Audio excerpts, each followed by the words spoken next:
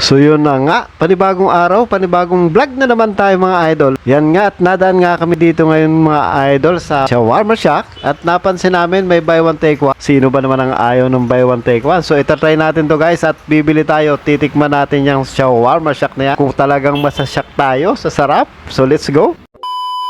Ayun nga, nakapag-order na tayo dyan guys ng kakainin natin. Humirit pa tayo dyan ng nachos. So siyempre may soft drinks.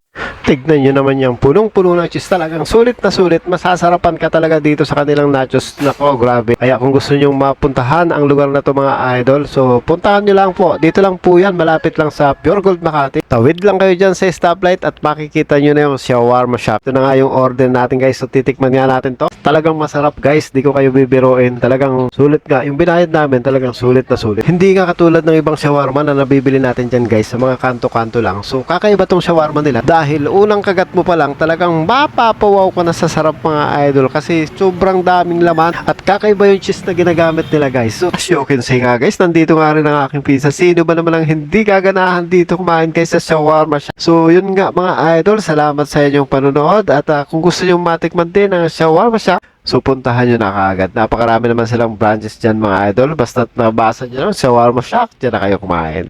Thank you guys. Bye bye.